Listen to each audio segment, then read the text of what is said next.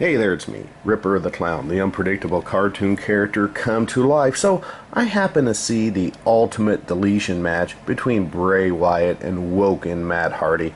And you know what? For the first few seconds I thought, this could be semi-entertaining.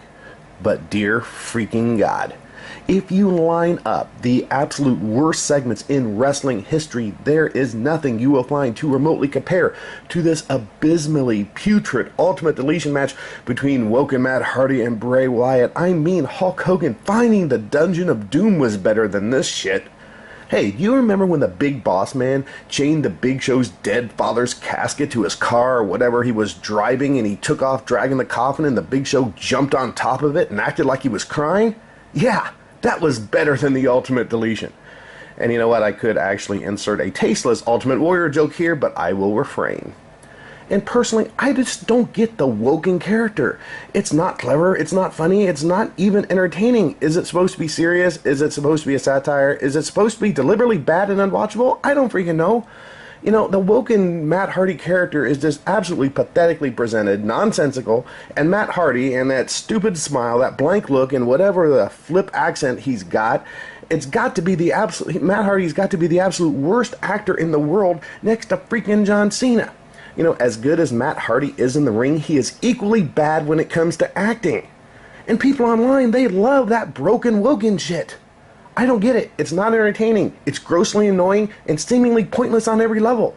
And I don't understand the praise that I'm seeing online for that ultimate deletion match. I've seen low-end indie wrestling gimmicks better presented and better acted without the WWE machine behind them. I can't even say that Matt Hardy believes in his own gimmick insofar as to attempt to present it with some element of authenticity or genuineness. And that's the point, because it's so disingenuously presented. Again, unless that's the point, Woken Matt Hardy is a constant train wreck of absolutely shameful, embarrassingly pointless shat. And how it was able to go as far as it has, especially with that ultimate deletion match last night under the allegedly watchful eye of Vince McMahon, is a bigger mystery than who killed Katie Vick. You know what? Look at the guys in the past who had bad wrestling gimmicks. The guys from the 80s and the 90s. Most of them, to some extent or degree, made those gimmicks work because they tried to believe in the gimmicks. Many of them actually did believe in the gimmicks. But with Matt Hardy, it's just the opposite. It's like he's going through some weird set of motions as an attempt to stay relevant or something. Earlier I mentioned the freaking Dungeon of Doom, like arguably one of the worst pro wrestling segments and gimmicks and angles in history. If you line up all those horribly acted gimmicks, I'm talking the Shark, the Mummy, the Yeti, the Dungeon Master, the freaking Zodiac, they were all presented better than Woken Matt Hardy. I mean, he may be trying to act crazy, but he just looks like a soulless dumbass with a fake disingenuous smile who can't even present a gimmick he created with a modicum of believability. No to Matt Hardy. If you want to look and act crazy, believably crazy, go study videos of Brian Pillman. And here's the thing. I mean, I like weird gimmicks, I mean, look at me, for Christ's sake. But Jesus Christ, man, what I saw with that ultimate deletion match not only took the Woken character to a new putrid level of crap, but it makes me wonder where the hell all the alleged geniuses at the WWE are who allowed such a rottenly produced, sophomorically presented, and patently asinine segment to air on national television. I mean, look at what they did last night. The music, the flashbacks, the name of the location, the Benny Hill chase around the yard, that sadly fake accent, the melodramatic cuts, that nails on the chalkboard, Woken laugh, the use of the piano, the lawnmower, the drone, the globe, that dude with the pool skimmer at the end. Holy crap, man, whoever wrote and produced this ultimate deletion segment was either high or, well, I mean, let's be blunt, whoever wrote and produced this shit show was definitely freaking high off their ass on something. Again, it felt like 1994 WCW all over again, just a million billion times worse. And you know what, there were no sound effects and no music and no flashbacks in the classic Boiler Room Brawl between The Undertaker and Mankind back in the day, and that match was pretty much spot on perfect.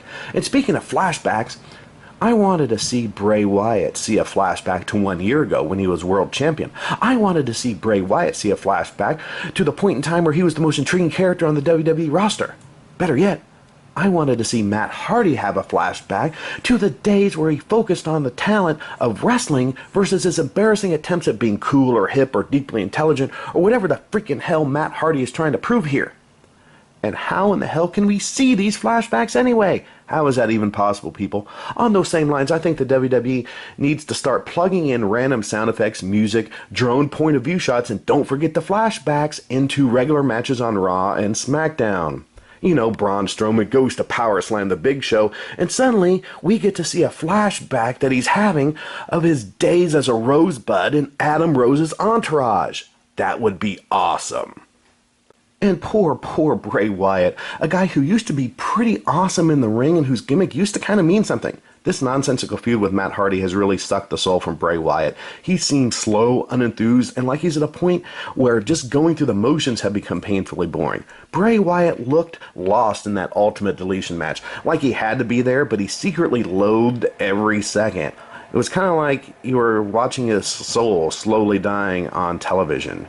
And it reminded me of watching Daniel Bryan doing that silly general manager role on SmackDown, and you could literally see his soul committing suicide every time he has to act like he's talking on a phone before somebody comes into the office to confront him about something happening on the show.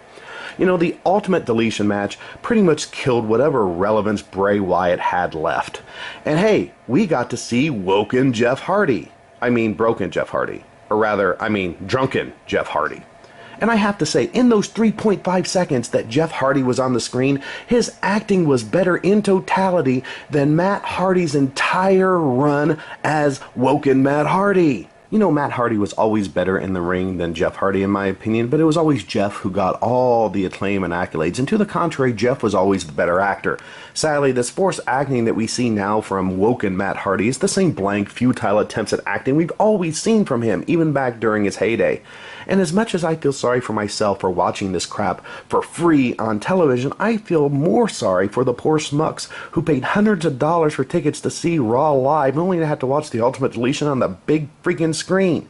I mean, that had to be a huge kick in the Roddy Piper coconuts. Oh wait, they actually didn't have to watch this crap on the big screen. They got to see Elias versus Braun Strowman live in the arena when the Ultimate Deletion was taking place. They were spared of that abomination. You know, this would have been the perfect opportunity to start sneaking in those Braun Strowman flashbacks that I mentioned earlier. And so, what we have with the Ultimate Deletion is the worst wrestling segment in history, leading into the worst Hall of Fame roster and worst WrestleMania card in history. And it's this lack of direction, incompetent, incoherent, insulting to the intelligent storylines and angles like the Ultimate Deletion that have symbolically kidnapped and murdered pro wrestling. And last night, watching that horrible match, segment, whatever you want to freaking call it, symbolically kidnapped and murdered 15 minutes from my life. Those minutes were, no pun intended, deleted. I'm Ripper the Clown.